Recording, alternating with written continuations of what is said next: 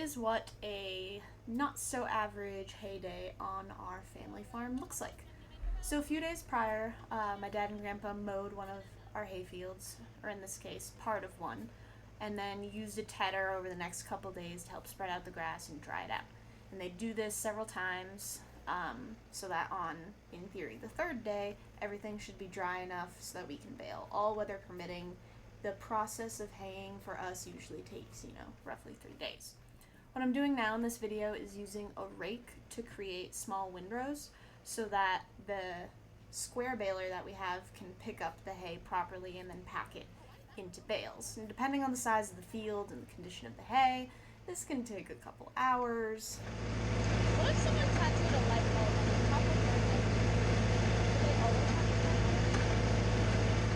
do? As you're going in circles, the corners and the most inner rows can get a little complicated. I've always kind of struggled in these areas because, you're coming up on them and you got to make a split decision on I got to do something. So you got to pull out some fancy moves. But then once you're all done with the field, the baling can start.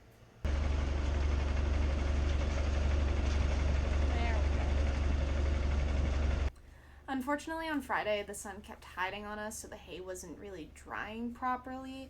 Dad's using a tool here to test the moisture levels in the hay bale to make sure that A, it's safe to store, but B, it's also good quality, and it just wasn't the best, so we pivoted to our round baler to make larger round hay bales that you might drive past on the interstate or on Route 150 or something.